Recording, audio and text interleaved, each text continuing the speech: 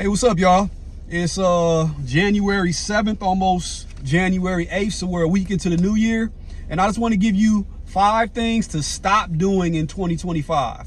Give up these things, stop doing them. They don't serve you anymore. Leave them back there.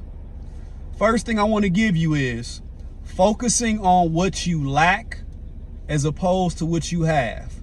Having a lack mindset as opposed to having an abundance mindset.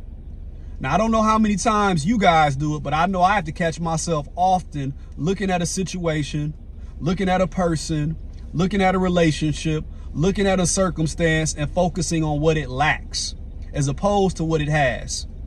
Now, if you want to nitpick and single out the one thing a person is lacking, the one thing a situation is missing, wherever your attention goes, that's where your energy flows. So remember, if you're focusing on your lack, you're miscounting and you're not paying attention to all the abundance that's around you. Even in that situation that you feel there's a lack, there are diamonds within that situation that you just have to focus on as opposed to focusing on the lack. Okay? Point number 2, focusing on the ability that you don't have and discounting the abilities that you already do have. Nobody's great at everything, but we're all great at something. Pay attention to things that come naturally to you. Pay attention to things that come easy to you. Pay attention to things that you enjoy outside of things that you do where there's a monetary gain, where it's something that you don't gain out of the situation. Those are the things that come naturally to you. Focus on those things and enhance those things. Point number 3, focusing on loss as opposed to what remains. Now, in life, we all go through experiences. We might lose a loved one. We might lose a job. We might lose a relationship. Whatever your loss may be, we all have different experiences. But how long are you going to take that loss that happened a month ago, 6 months ago, a year ago? How long are you going to focus on that loss opposed to what still remains? That doesn't discount that experience. That doesn't discount that loss and mean it doesn't matter. But how long are you going to stay in that place? Once again, where your attention goes, your energy flows. If all your attention is on what you lost, you are extremely neglecting what remains. And I know many of y'all out there are parents. Many of you all out there are obviously siblings. You have people that are counting on you that are still here. You have a new workplace that you now have. You have a new relationship that you want to flourish and bloom, but you're still focusing on that last relationship and the loss you experienced through that. In 2025, do not focus on that loss. Okay? Point number 4, making your payday your transfer day.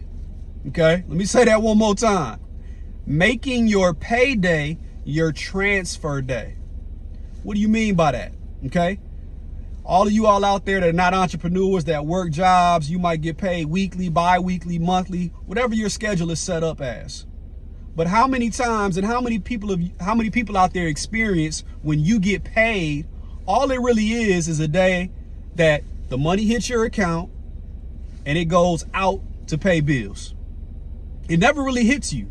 Your money comes into you, you transfer it to your mortgage, to your rent, to AT&T for your cell phone, your internet, your insurance, car insurance. It's not actually payday for you. It's just transfer day for you. Okay?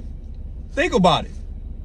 How many of us have ever sat there and thought about, okay, how much money did I actually make this year? And how much money am I still holding in my bank account?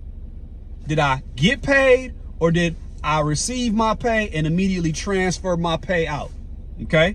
Make sure you pay yourself first. And that's going to require a budget, y'all. We'll get into that in another video. But the money that comes in needs to have an assignment, okay? You need to know where your money goes, when it comes in, before it goes out to pay bills. Some of that money has to come to you.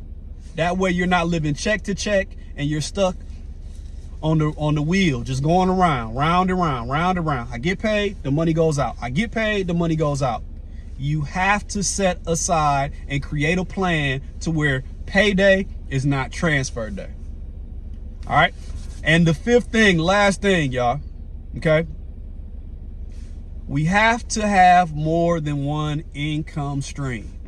You have to have more than one income stream. I don't know how in 2025 some of us are operating without multiple incomes, but I have to hammer that point home, excuse me. You have to have more than one thing coming in to supplement your lifestyle. If you're relying on one income, what happens if that one thing goes wrong? What happens if you get laid off? What happens if you get fired? Now you're in scramble mode. Now you're out here and you're taking anything and doing anything to get money. You cannot be out here living as a full-grown adult and have one income stream. It puts you in a place of desperation. It makes you uncomfortable. It gives you anxiety and it adds stress to your life. Create a side hustle, okay? Get a second job if you have to, but be building something in your 5 to 9 when you get off your 9 to 5 that generates income for you.